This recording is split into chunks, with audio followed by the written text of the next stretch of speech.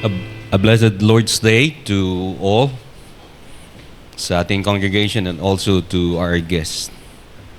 As we enter the second week of Advent, we focus dun sa theme ng preparation for the coming of Christ.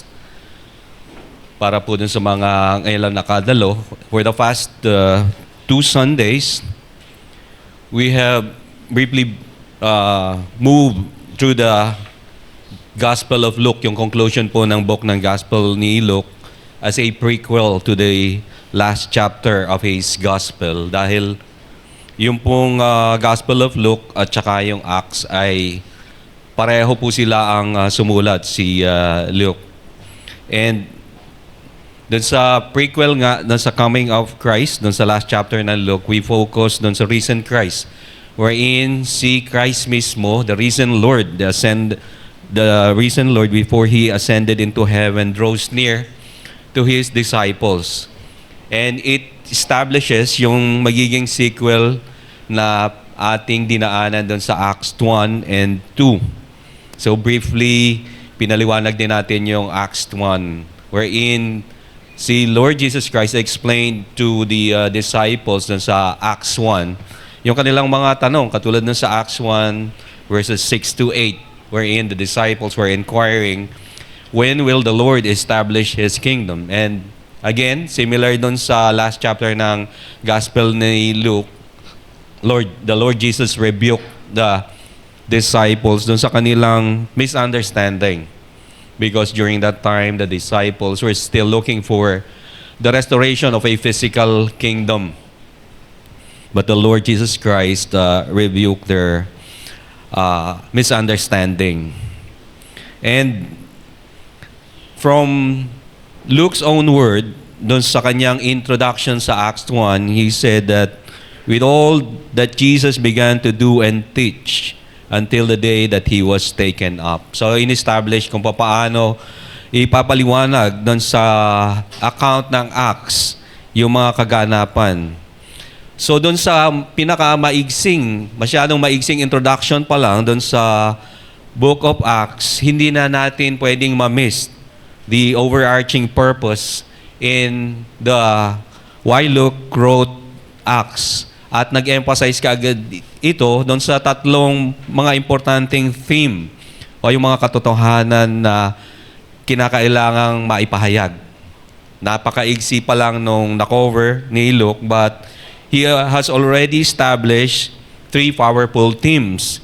Yung una, that the exalted and ascended Christ.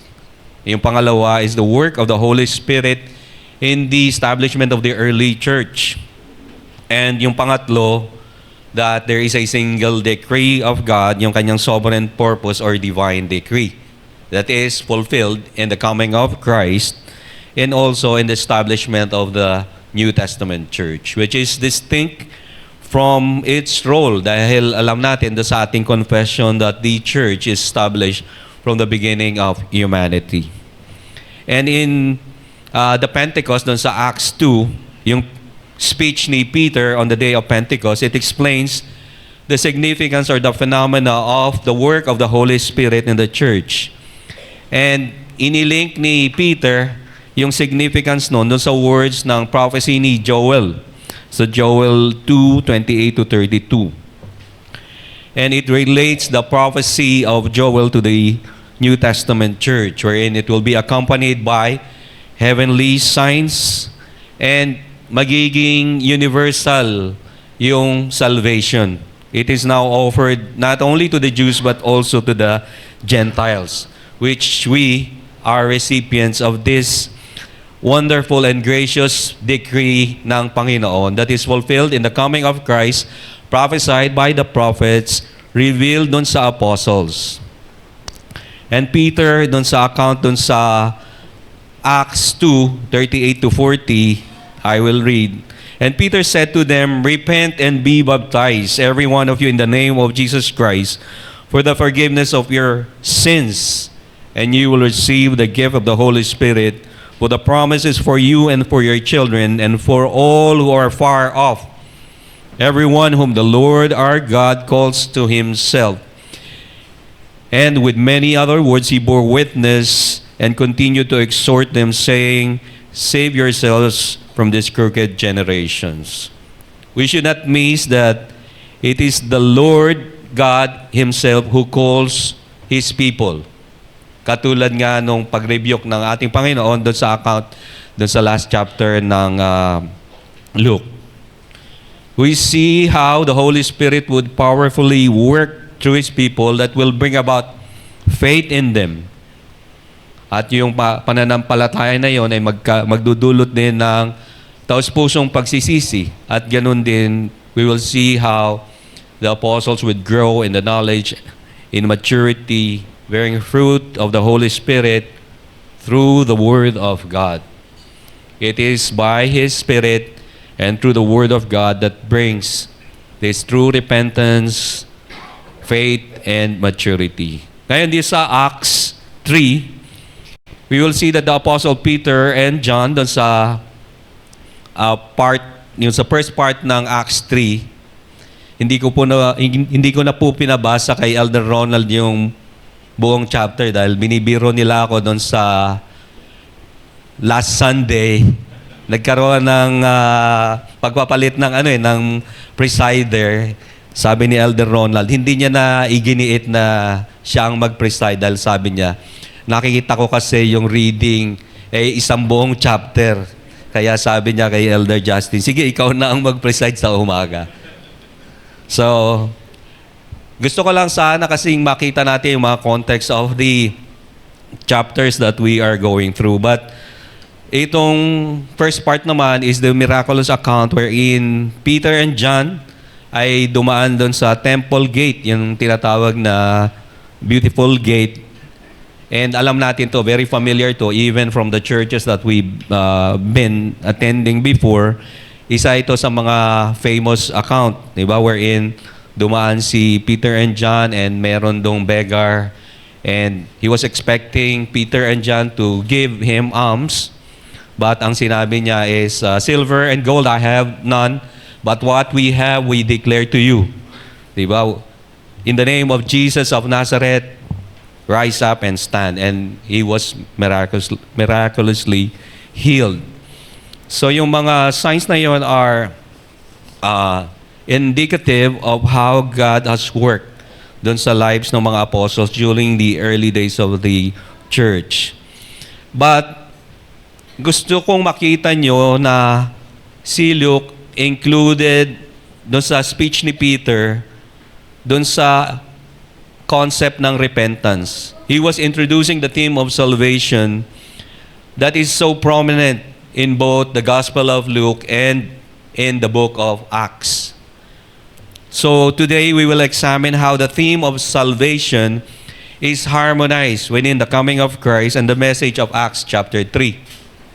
Nakita natin that in the brief chapters 1 and 2, yung exaltation of the ascended Christ, how He draws near, the work of the Holy Spirit in the early church, and now we're introduced to the theme of salvation. Para dun sa mga guests natin, we could follow the flow of the message or the sermon dun sa ating liturgy.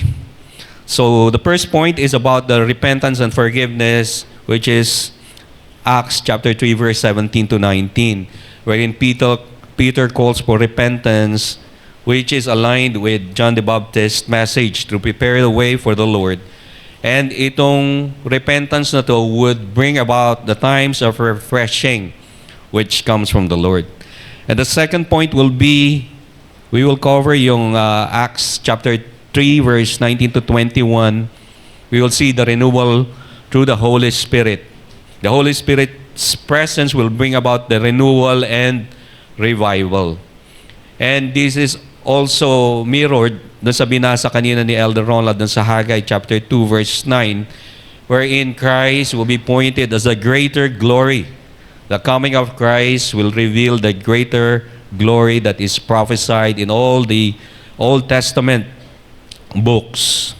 And we will come to the third and final point, the anticipation of restoration from verses 21 to 26, wherein Peter speaks of the ultimate restoration of Christ's return, fulfilling the words of the prophets. So this will bring us to a posture of expectation for the coming of Christ, just as He has come during the first birth as a baby in a manger. Christ in all the prophecies will come again. So the first point, a call to repentance. Acts 3:17 to 19. And now, brothers, I know that you acted in ignorance, as did also your rulers. But what God foretold by the mouth of all the prophets, that His Christ would suffer, He thus fulfilled. Repent, therefore, and turn back, that your sins may be blotted out. So Peter was addressing the crowd, acknowledging their ignorance in crucifying the Messiah, in crucifying Christ. But in acknowledging that the people acted in ignorance, he was telling them that this was part of God's divine plan. There's a certain mystery on how God would permit the sinful motives of people to bring about His plan. Despite the ignorance of the people, God will be using it to unfold God's divine plan. And the call to repentance is essential in preparing for Christ's coming. If there's one thing that you must recall in today's message, is the truth about the call to repentance is essential in preparing for Christ's coming. Ang tawag sa pagsisisi ay mahalaga sa paghahanda natin, yung pakikiugnay sa ating Panginoong Jesus. Katulad nga ng paghahanda ni John the Baptist when he has called the people to repentance. Doon sa account sa Matthew 3:2, repent for the kingdom of heaven is at hand. We as God people are also called to turn away from our sins. Yung pag-expose ni Calvin dito sa passage na to, yung sa repent, Peter told them to repent. But he also said that the forgiveness of sins have been prepared for them in the presence of God. This is such comforting for us that despite our sins, it is God who prepares a way for us sinners to be forgiven. No one can become repentant unless he has salvation before him. Walang sino man ang pwedeng magkaroon ng taus-pusong pagsisisi maliban na alam niya yung katotohanan na merong judgment. And that salvation should be his concern. Lahat tayo, alam natin na tayo ay makasalanan. Kinakailangang maunawaan natin that there will be a coming judgment. And with that, we can be moved to genuine repentance. Dinagdag pa ni Calvin that the person who despairs of being pardoned and is, as it were, given over to destruction, have no qualms about being totally against God. Yung mga tao daw na wala ng pag-asa sa pagpapatawad ay kumbaga, hindi na sila umaasa ng pagliligtas at ganoon ang kanilang hostility sa Panginoon. Kaya marapat na tayo magkaroon ng pagpapasalamat pag nakikita natin na tayo ay nagkakaroon ng we are moved by the Holy Spirit of our sinful inclinations and desires. Yung storya po ni Augustine, si Augustine po ay one of the most influential church fathers. He is recognized by both the Roman Catholics and Protestant. Gumawa po siya ng isang autobiography. Ang tawag po doon ay yung Confessions. And in this account, si Augustine he candidly recounts his pre-conversion life nung hindi pa niya nakikilala ang Panginoon. He was living a very promiscuous lifestyle. He was into a certain heresy. At siya ay may kinakasama na hindi niya asawa. And he fathered a child out of wedlock. And he famously prayed during these years of decadence na grant me chastity, but not yet. This is revealing the internal struggle between the spiritual conviction and worldly desires. And I'm sure we are all too familiar with this. Lord, grant me this change, but not yet. Marami pa tayong dapat gawin. Yun ang sinasabi natin sa ating sarili. But at that moment of his conversion came in a seemingly odd circumstance in his life. He was at a garden in Milan, and he was wrestling with his sin. And God's call was made when he heard a child's voice. A child was playing, and they were saying, "Take up and read. Take up and read." And it prompted Augustine to open his Bible. And it happens that he opened the page to Romans 13 to 14. And he read, "Let us walk properly as in daytime, not in orgies and drunkenness, not in sexual immorality and sensuality, not in quarreling and jealousy, but put on the Lord Jesus Christ and make no provision for the flesh to gratify its desires." So it marked a complete turning point in the life of Augustine.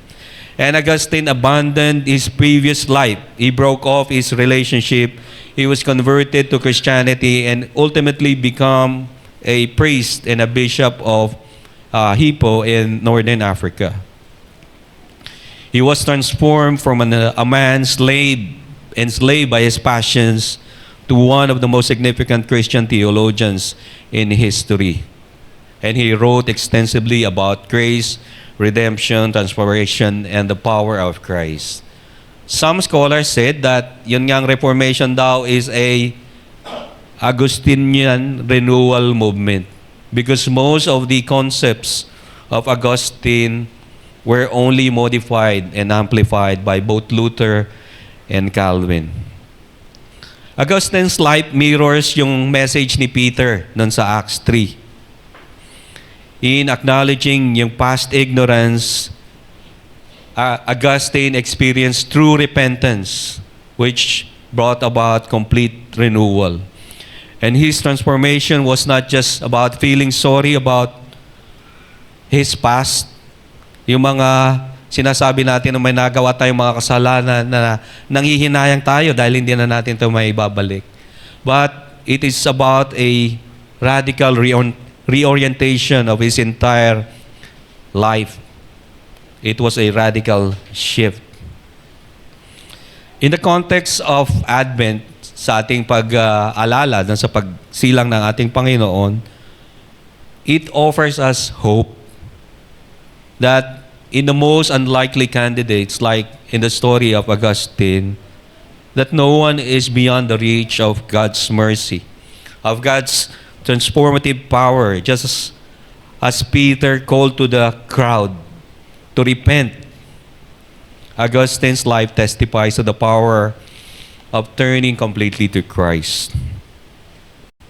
Sa Bible, ang dami ring illustration, but probably one of the famous illustration also dun sa Gospel ni Luke would be yung encounter ni Zacchaeus with Jesus, wherein Jesus said to Zacchaeus, "Today salvation has come to this house." And in the account of Zacchaeus' encounter with Jesus, hindi lamang superficial yung pagsisisi ni Zacchaeus. It is a complete reorientation of Zacchaeus' life. Katulad din ng sinabi ni Peter, to turn back that your sins may be blotted out. Like the crowd in Acts, in the book of Acts, who crucified Jesus in their ignorance, Zacchaeus lived a life which is fundamentally opposed to God. He was all about himself. He was a corrupt man. Yet, through genuine repentance, he experienced the complete restoration. So, he experienced the grace of God.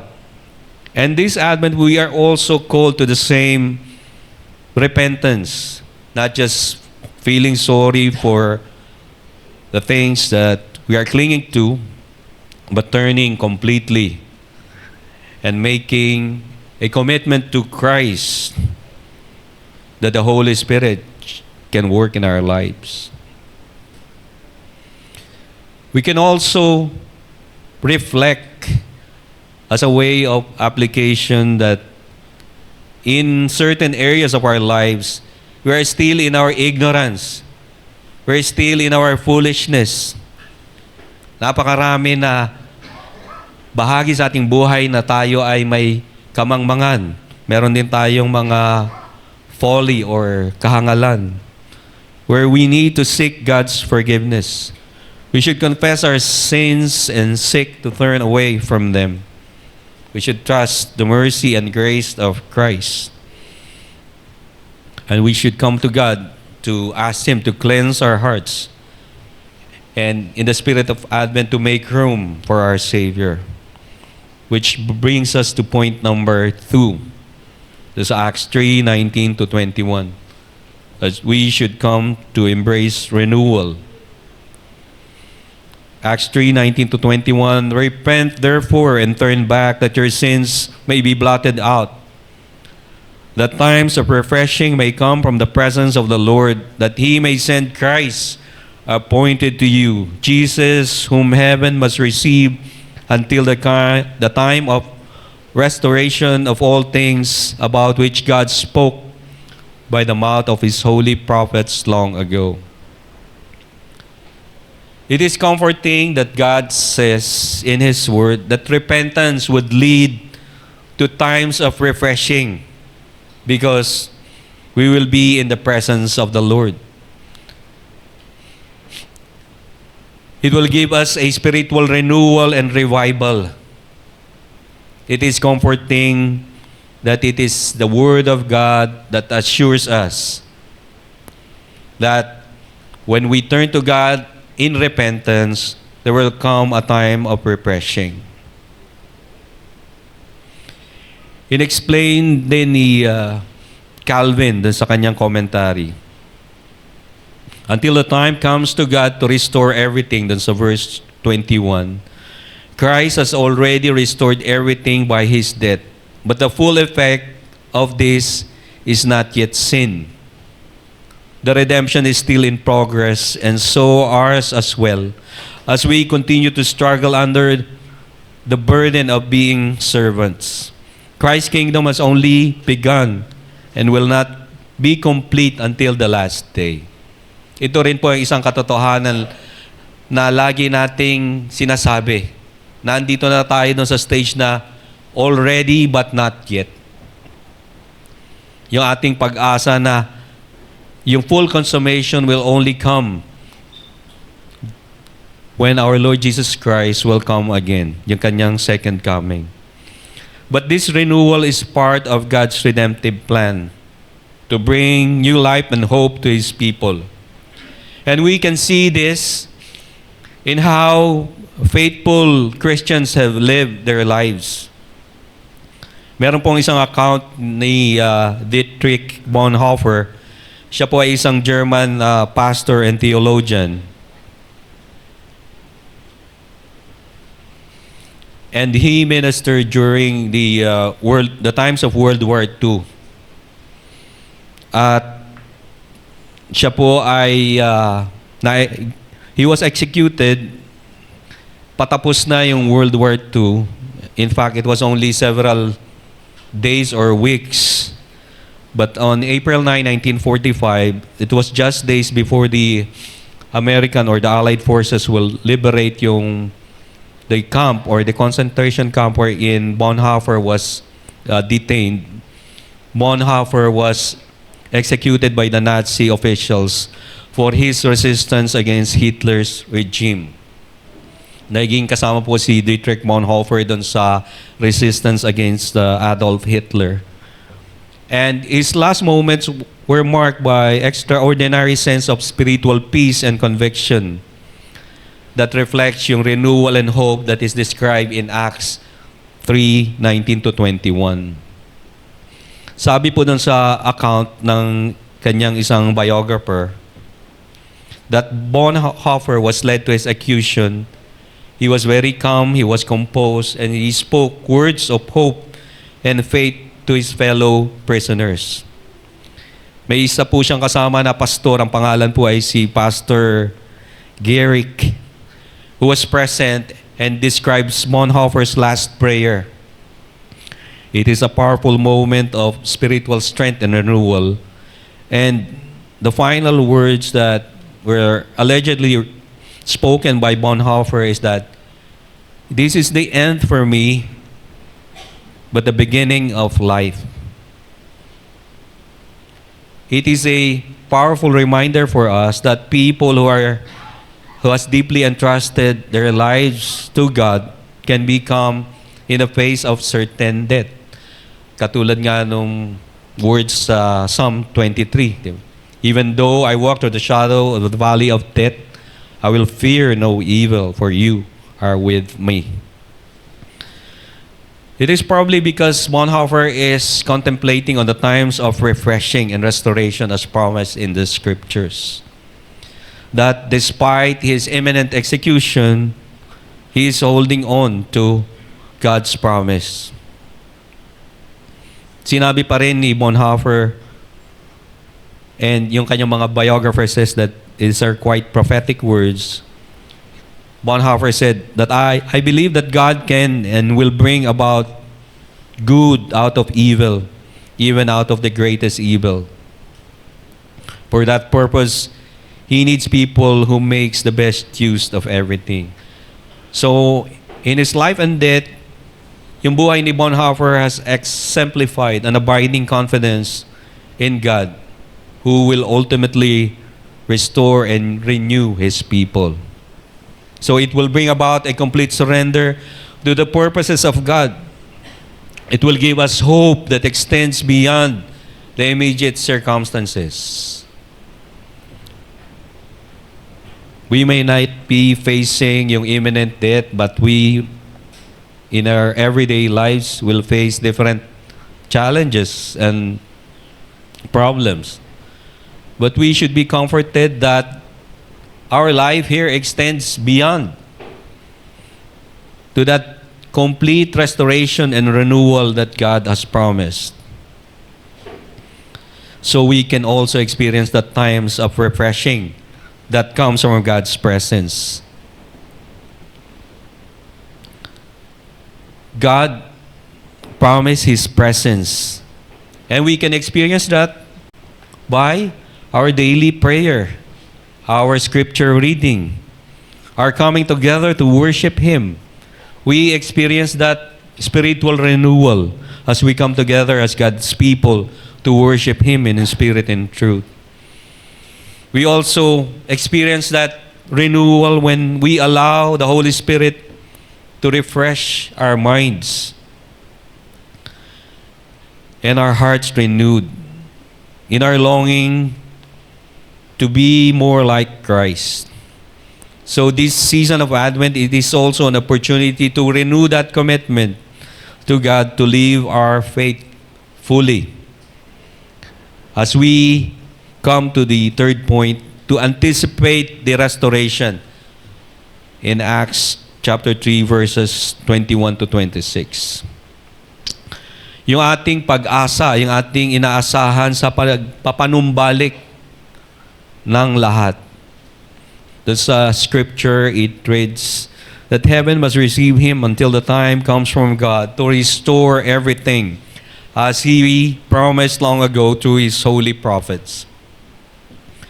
For Moses said, "The Lord your God will raise up for you a prophet like me from among your people. You must listen to everything he tells. Anyone who does not listen to him will be completely cut off from their people." So Peter speaks of the ultimate restoration that will occur when Christ returns. He will fulfill the prophecies of old. And this restoration includes the complete renewal of creation and the fulfillment of God's promise. Doon sa commentary sa Acts 3 ni J.I. Packer, he is a English-born Canadian theologian. He said, "And that He may send Christ. But we should know that first Peter set before them the day of judgment, so that his previous exhortation would have a greater effect. Ang perspective ni J.I. Packer ay ganito. Sabi niya, nothing troubles our conscience better than to know that we have to give an account to God for all the things that we have done. So long as our senses concentrate on this world, we are fixated on sa ating mga idols. They are dulled. But the message about the last judgment must ring out like a trumpet calling us to appear before God's judgment seat. And that reality, we will be awakened and we will start to think about a new life. See Paul, also in the book of Acts, ito sa mga later chapters sa Acts 17:30, ito yung famous account sa dealings ni Paul with the Greeks doon sa Areopagus, yung mga philosophers. Similarly, when he was trying to reach out to the Greeks, sinabi rin din doon ni Paul that at times of ignorance, God overlooked. But now God commands that all people everywhere to repent, because He has fixed the day on which He will judge the world in righteousness by a man whom He has appointed. And of this He has given assurance to all by raising Him from the dead. So, consistent yung message ni Peter and ni Paul that in our sins, we all act in our ignorance. But what is comforting for us is that God offers a way for us to repent, to come to Him. Why? Because there will come a day of judgment. Yung buhay din ni John Calvin, he is katulad na nabanggit ko kanina, is a second generation reformer, is also a powerful example of this. In his final days, in his last months of his life, si John Calvin was wrecked with many physical deterioration. Napakarami raw sakit ni John Calvin. Meron siyang ulcers, meron siyang severe headaches, meron din siyang tuberculosis, meron din siyang kidney stone. And yet from his sickbed in Geneva, he continued to write and counsel and provide the leadership in the reform movement. Yung account niya is that he will be brought to the church or chapel, binubuhat na lang siya. And just months before his death, Calvin still continued to conduct regular meetings with the Genevan consistory. He was dictating letters, he was providing theological guidance despite the constant pain and weakness. And he was able to preach his last sermon in the early months of 1564, where he spoke with a certain passion that God's ultimate restoration will be coming from Christ in His second return. So even when he is physically weak, nandun pa rin yung spiritual strength, yung clarity, and yung power na nagmumula sa kanyang spirit. Calvin continued to write many commentaries even during the last days before his death. And his last known letter was to his friend, si Pierre Viret, where he spoke about the hope of the future restoration. He was reflecting the very theme of Acts 3:21-23.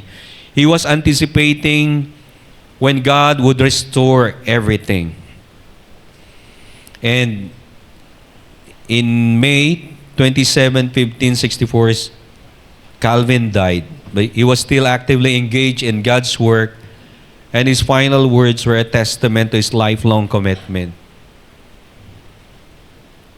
Ang sabi nila about Calvin's last words, I have lived in the faith of Jesus Christ, and now I go in peace where He has called me.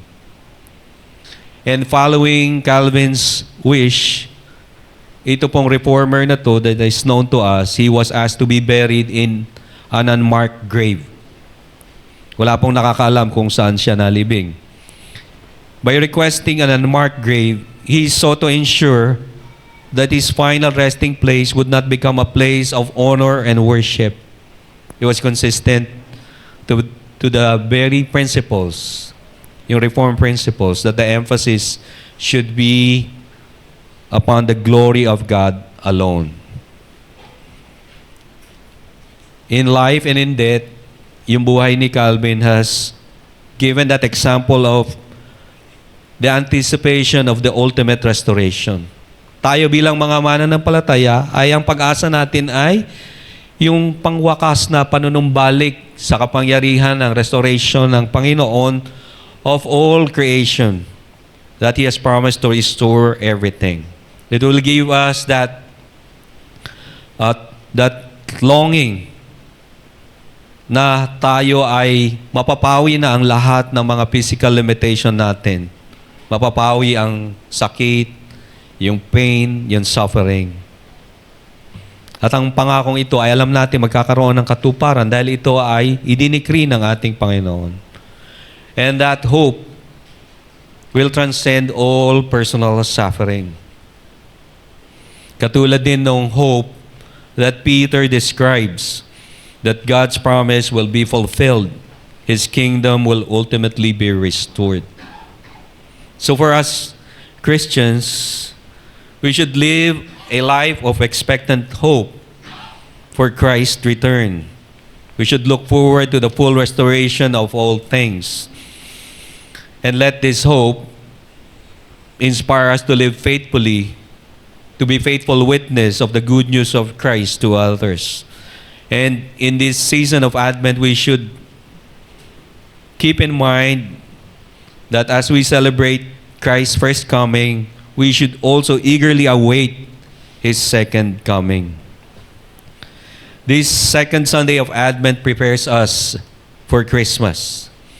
But it is also a fitting call for repentance, to embrace the renewal that comes from God's presence, and to anticipate the ultimate restoration that Christ will bring. Let us remember the rich parallels in the opening chapters of the book of Acts for the coming of Jesus.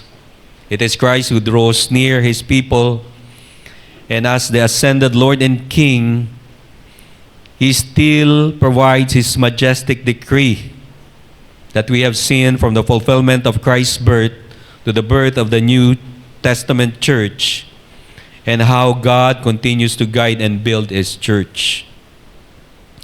Acts chapter 3 brings the theme of salvation as accomplished in Christ, who restores all things. Just as we have read in Haggai chapter 2 verse 9, the prophecy of greater glory is realized in Christ. Christ is the greatest manifestations of God's presence and glory. Christ gives His glory to His church, the new temple of God. May our hearts be ready to receive our King, and may we live in continued fellowship with His people. May we live in grateful obedience to love God and our neighbor. Let us come to the Lord in prayer. Our Lord God and Heavenly Father, we thank You for the truth revealed in Your word today. Fill our hearts during this Advent season to heed the call to repentance and renewal, to anticipate the ultimate restoration through Christ. We thank You for the glorious fulfillment of Your decree in the birth of Jesus Christ, our mediator of the new covenant.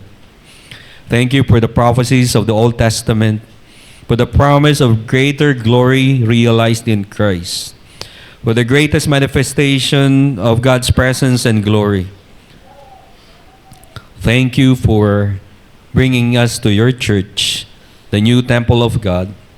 Thank You for this Advent and beyond. Help us to live in fellowship with Your people and in grateful obedience to Your will. In Jesus' name we pray. Amen.